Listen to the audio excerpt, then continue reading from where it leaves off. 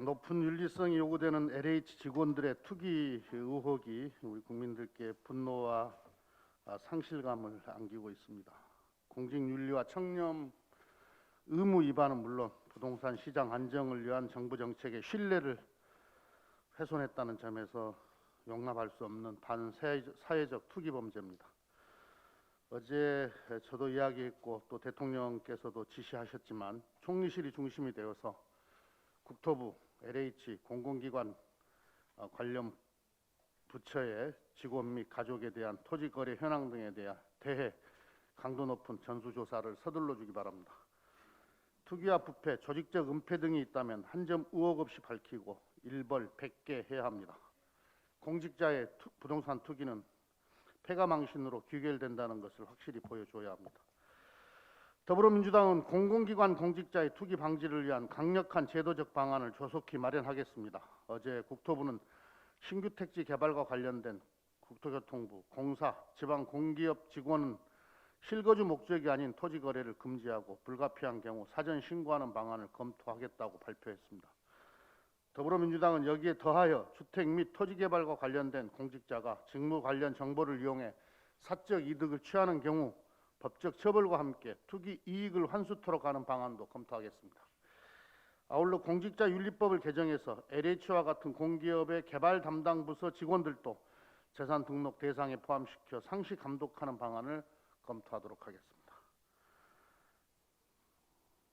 문재인 정부는 종합적이고 체계적인 반부패 개혁 방안을 마련해 공직사회의 윤리 수준을 국민 눈높이에 맞도록 강화해 왔습니다.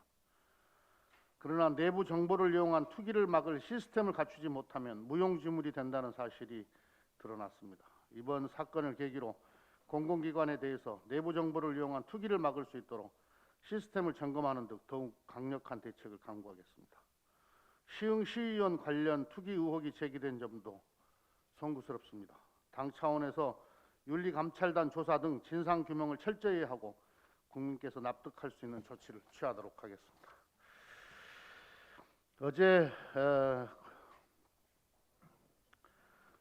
요양병원에 입원하고 있던 또 기저질환을 앓고 있었던 두 분께서 코로나 백신 접종 이후에 두 분이 사망이 확인됐습니다. 백신 부작용 여부는 아직 확인되지 않았습니다. 백신과 사망 간의 인과관계가 밝혀지지 않은 만큼 섣불리 판단해서는 안 됩니다. 방역당국의 정밀 조사 결과가 나올 때까지 지켜볼 것을 당부합니다. 일부 언론의 선정적 보도와 야당의 과도한 백신 정쟁화 자제를 다시 한번 요청합니다.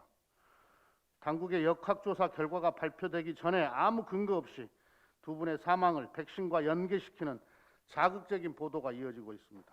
야당도 이 사례를 빌미로 또다시 백신 안정성에 흠집을 내려 하고 있습니다.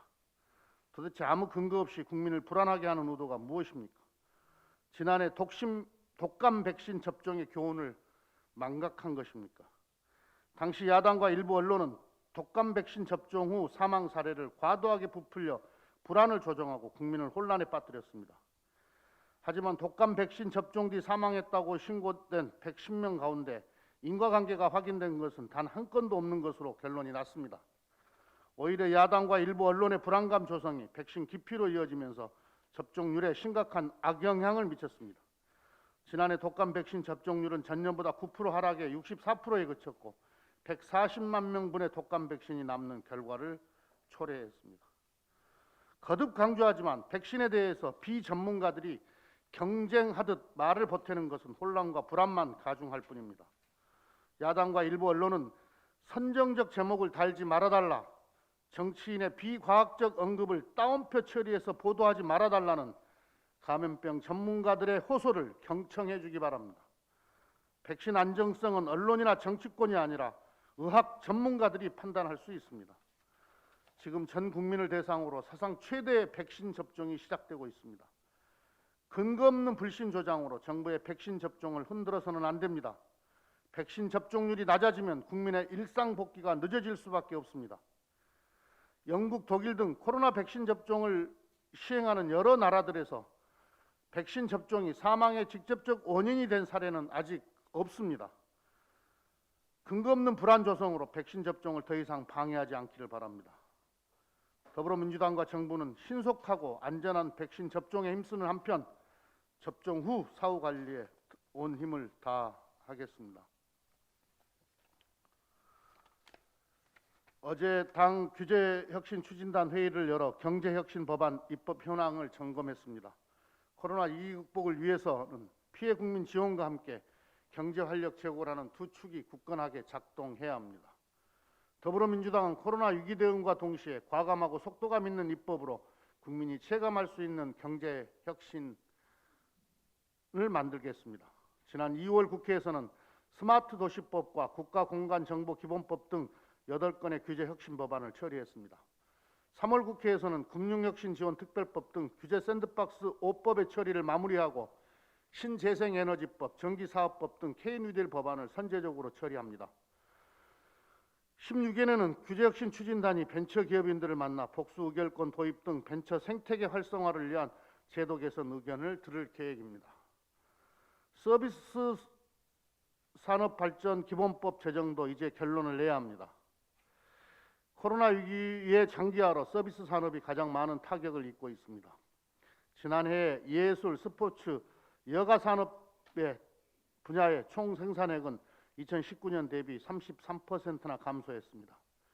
우리 경제가 활력을 되찾기 위해서는 서비스 산업도 비대면, 디지털화하는 등 혁신이 필요합니다.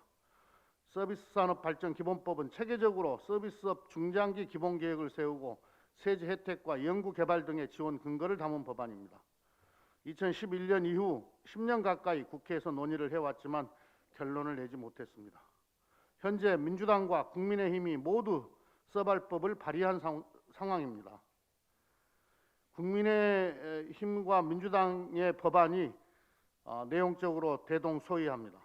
여야 모두 서비스 발전법 제정 필요성에 공감하는 만큼 3월 국회에서 처리할 수 있도록 최선을 다하겠습니다.